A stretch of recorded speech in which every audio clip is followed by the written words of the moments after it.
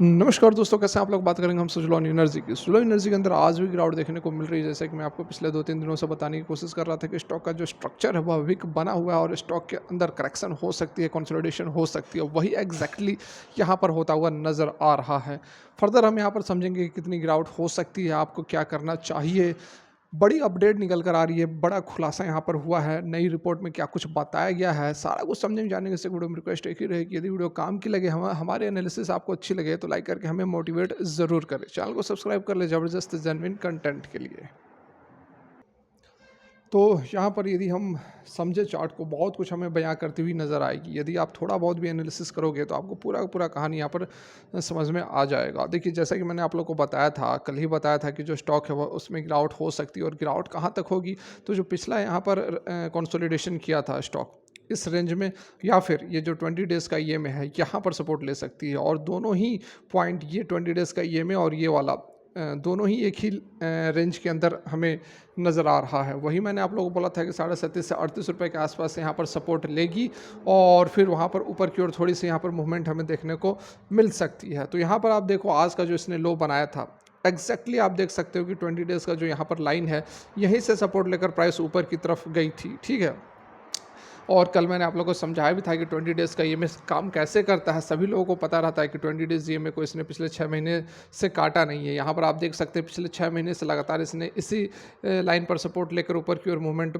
दिखाई है। हर बार इसने इसी लाइन पर सपोर्ट लेकर ऊपर की ओर मूवमेंट दिखाई है। तो यही कारण है कि 20 डेज़ ईएमए पर सभी लोगों ने ऑर्डर्स डाले हुए थे और जैसे ही 37.5 रुपये के आसपास प्राइस गई, वहाँ से सभी का ऑर्डर एक्सिक्यूट हो गया और एक साथ बड़ी ऑर्डर्स जब आए तो प्राइस जो है ऊपर की ओर इसने मूवमेंट दिखाया था। यहाँ पर आप देखो लेवल कौन सा है, तो लेवल लगभग 37.65 रुपये का। इंट्राडे के अंदर यदि हम बात करें तो और भी पिक्चर आपको क्लियर होती हुई नज़र आएगी।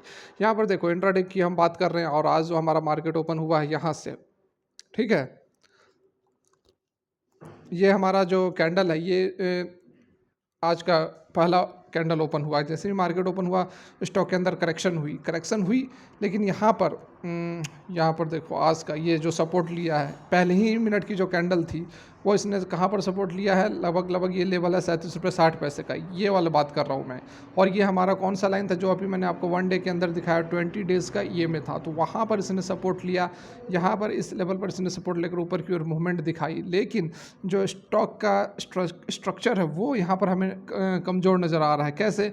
तो आप देख सकते हैं कि सपोर्ट तो ज़रूर इसने यहाँ से लिया और उसके बाद प्राइस ने एक ऊपर की ओर मूवमेंट भी दिखाई, लेकिन फिर प्राइस के अंदर करेक्शन हुई, गिरावट हुई। और अगर आप देखो तो जो हाई था वो नीचे की ओर शिफ्ट होता जा रहा है। ये जो पहला हाई हमारा बनाया, उसके बाद जो दूसरा हाई बनाया इससे नीचे रहा, उसके बाद ये जो प्राइस है वो नीचे की तरफ जा रहा है और जो हमारा सपोर्ट है वो लगभग इसी रेंज में हमें नज़र आ रहा है। ठीक है, यहाँ पर आप देखो तो एक दफ़ा इसने यहाँ पर सपोर्ट लिया। आज इंट्राडे की ही बात कर रहे हैं कि आज के इंट्राडे के अंदर ही जो हमें स्ट्रक्चर है वह वीक नज़र आ रहा है। यहाँ पर आप देख सकते हो कि इसने यहाँ पर सपोर्ट लिया, फिर सेकंड टाइम इसने सपोर्ट लिया, थर्ड टाइम इसने यहाँ पर सपोर्ट लिया और फिर से अभी जो हमारा सपोर्ट चल रहा है वो इसी यहाँ पर चल रहा है। लगभग कहाँ पर है, 38.40 रुपये के आसपास।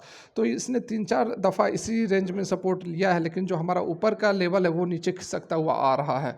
तो ये एक वीकनेस का साइन होता है। यदि आप थोड़ा बहुत प्राइस एक्शन समझोगे तो यहाँ पर अगर कोई प्राइस है जो एक ऐसे चल रही है, इस तरह से मूव कर रही है, ठीक है, एक मिनट, ऐसे आप समझो कोई ये लाइन है, यहाँ पर ये ऊपर की तरफ तो जा रही है लेकिन नीचे नीचे जाकर फिर ऊपर जब मूव कर रही है तो जो हाई है वो नीचे खिसक जा रहा है, फिर ये यहाँ जा रही है, फिर जो हाई है वो नीचे खिसक जा रहा है। तो इस तरह से क्या होता है कि एक ट्रायंगल बनता है, डिसेंडिंग ट्रायंगल। ठीक है, ये जो है ऐसे जाकर जब यहाँ पर ब्रेकआउट देगा, आगे किसी पॉइंट में ब्रेकआउट देगा तो वहाँ से नीचे की ओर जो है थोड़ी सी मूवमेंट और बड़ी हो सकती है। तो उसी तरह का यहाँ पर स्ट्रक्चर हमें जो है नज़र आ रहा है। हालांकि इंट्रा डे का चार्ट है, बहुत बड़ा चार्ट यहाँ पर नहीं है और बहुत बड़ा इफेक्ट यहाँ पर होगा नहीं। देखिए, इस तरह का हमें एक चार्ट नज़र आ रहा है। हो सकता है कि अभी जो 2 घंटे 2.5 घंटे की ट्रेडिंग बाकी है उसमें और भी गिरावट यहाँ पर हो सकता है कि लोअर सर्किट भी लग जाए, जिस तरह से यहाँ पर हमें स्ट्रेंथ नज़र आ रही है। ठीक है, स्ट्रेंथ नहीं, वीकनेस नज़र आ रही है। और अगर कोई न्यूज़ निकल कर आ जाती है, कोई ऑर्डर मिल जाता है, बड़ा ऑर्डर मिल जाता है, कोई पॉजिटिव न्यूज़ निकल कर आ जाती है, तो फिर तो ये कोई स्ट्रक्चर टेक्निकल्स कोई काम नहीं करेंगे, फिर तो भाई तेज़ी आ जाएगी। ये चीज़ भी आप अच्छे से समझ लो,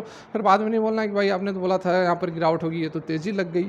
तो खबर कोई आएगी पॉजिटिव तो हो सकती है, लेकिन खबर ना आए तो यहाँ पर जो स्ट्रक्चर हमें नज़र आ रहा है पिछले 5-6 दिनों से, वो वीकनेस की ओर इशारा कर रहा है और स्टॉक के अंदर फिलहाल थोड़ी और गिरावट यहाँ पर संभव नज़र आ रही है।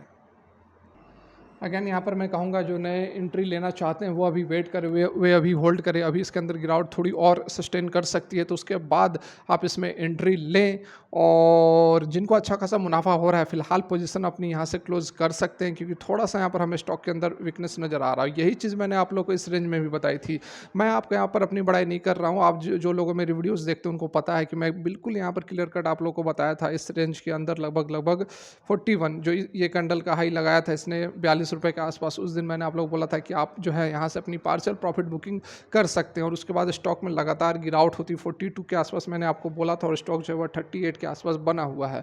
तो यही मैं आप लोग बोल रहा था कि यदि आप बड़ा इन्वेस्टमेंट कोई करते हैं तो फिर जो लॉसेस होंगे उसको बियर कर पाना थोड़ा मुश्किल हो जाता है। तो इस कारण से आपको लेवल्स जो हैं वो ध्यान में देने होंगे। यदि आप लॉन्ग टर्म के लिए इन्वेस्टमेंट कर रहे हैं तो फिर तो कोई चिंता की बात नहीं है। यहाँ पर यदि हम गिरावट की बात करें कि फर्दर और कितनी यहाँ पर गिरावट हो सकती है, तो आप देखें 20 डेज़ का तो फिर से ये जो है बहुत ही सॉलिड सपोर्ट है। तो यहाँ पर हम इसको फिर से लेकर चलेंगे कि जो 37 रुपये 50 पैसे के आसपास का जो है एक सपोर्ट बना सकता। अगर इसको भी इसने तोड़ दिया तो फिर हमारा जो पिछला स्विंग हाई है वो हमारा सपोर्ट रहेगा। तो पिछला स्विंग हाई कौन सा है, तो ये देखो, ये एक स्विंग हाई या फिर कंसोलिडेशन का जोन, तो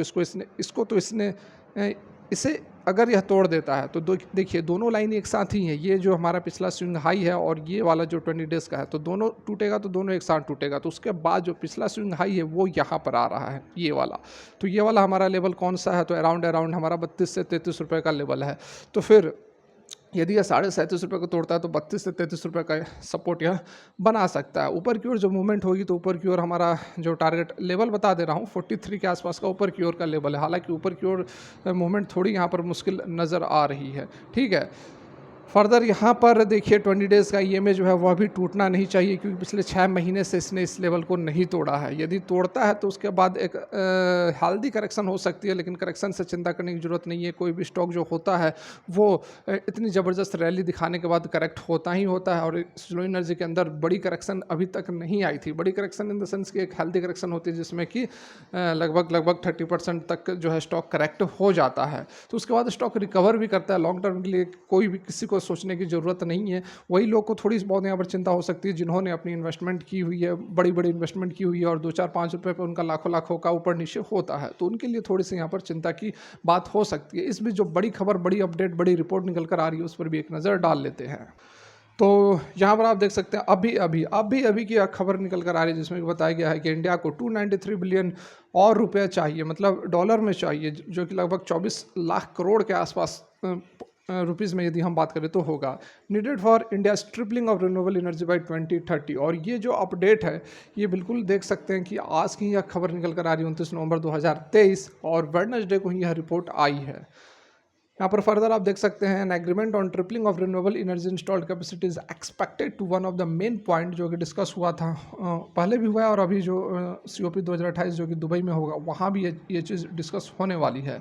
highlighting the challenge in effecting such a transition, a new report has found that India को ज़रूरत है इन्वेस्टमेंट का लगभग $293 billion to triple its renewable energy installed capacity by 2030। देखिए 3 गुना का बात किया गया था। एट प्रेजेंट यहाँ पर 150 गीगावाट के आसपास का इसके रिन्यूएबल एनर्जी इंस्टॉल्ड कैपेसिटी है, और 2030 तक तिगुना मतलब 450 से 500 जो है गीगावाट तक करने की बात की गई है। तो उसके लिए इतना बड़ा अमाउंट लगेगा, ये बात बताई जा रही है। और जो अमाउंट है लगभग यहाँ पर 24 लाख करोड़ रुपए होंगे यदि भारतीय रुपए में बात की जाए तो। But mere tripling of renewable energy by India might not be an adequate contribution if the world is to align itself to a net zero pathway. तो विश्व की भी बात की जा रही है कि विश्व को भी करना पड़ेगा, उसके सामने केवल इंडिया कर लेगी तो उससे बात नहीं बनने वाली है। फर्दर यहाँ पर देखिए एक नई रिपोर्ट निकल कर आई है एम्बर की तरफ से, जो कि एक UK based independent think tank है।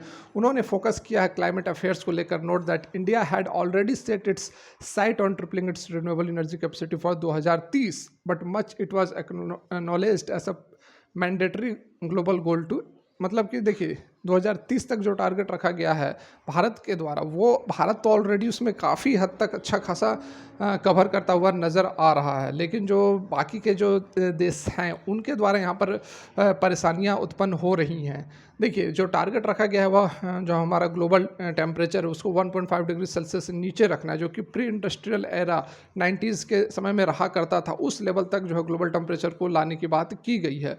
Further India has announced it's to reach 450 gigawatt of renewable energy capacity by 2030, more than 3 times of the current capacity of 135 gigawatt। जैसा कि मैंने आप लोगों को बताया था कि 135 से अभी जो है 450 गीगावाट तक करना है। तो डेफिनेटली यहाँ पर बहुत ही बड़ा, लगभग 24 लाख करोड़ बहुत बड़ा अमाउंट है। तो ये एक हर्डल हो सकता है भारत के लिए अपने जो महत्वाकांक्षा प्रोजेक्ट है 2070-2050 तक नेट ज़ीरो कार्बन एमिशन करने का।